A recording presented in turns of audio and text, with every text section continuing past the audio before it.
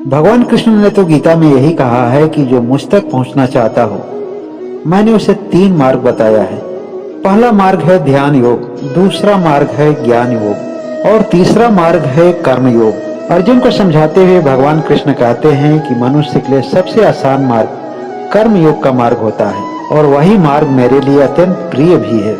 जिस मनुष्य के अंदर ना किसी के प्रति द्वेष हो, ना किसी के प्रति ईर्ष्या हो, हमेशा दूसरों के प्रति उसके मन में प्रेम हो, दया हो और करुणा हो, जो उससे नफरत करता हो उसके प्रति भी उसके मन में प्रेम हो, शत्रु समझने वाले को भी मित्र समझता हो, जो सुख और दुख के मध्य में संतुलित होना जानता हो, ऐसा मनुष्य हमारे लिए बहुत ही प्रिय होता है।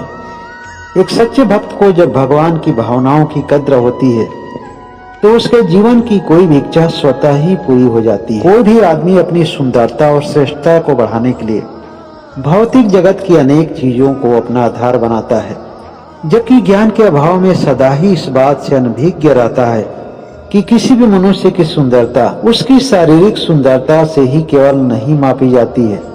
सबसे सुंदर तो वह व्यक्ति है जिसका कर्म सुंदर है, जिसके वाणी विचार और व्यवहार से दूसरों के जीवन में सुख शांति आती हो, जिसका उच्च चरित्र और अच्छा संस्कार उसके स्वभाव में झलकता हो। एक सुंदर व्यक्ति को इन्हीं विशेषताओं से आंका जा सकता है। सुंदर केवल वही है जो सत्य और शाश्वत हो, अर्थात जिसे चाह कर भी कोई नष्ट नहीं कर सकता है।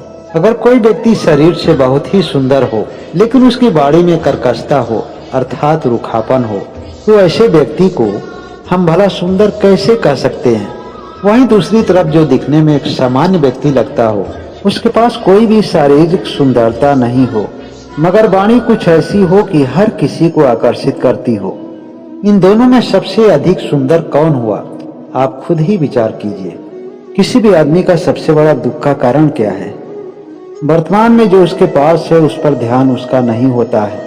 ध्यान तो उसका उस चीज पर होता है जो उसके पास है ही नहीं, और यही कारण है कि भविष्य में मिलने वाली खुशी के लिए वर्तमान में मिलने वाली खुशी को अनदेखा करता है। यह भी तो हो सकता था कि जो उसके पास है उसमें खुश रहते हुए, उस चीज के लिए ईश्वर को धन्यवाद देते हुए, जो बहुत सारे लोगों के पास नहीं होती है, मगर परमात्मा ने आपको दे रखा है, उन सभी चीजों के लिए आभार प्रकट करते हुए आगे के लिए प्रयास करें, आगे के लिए प्रयत्न करें।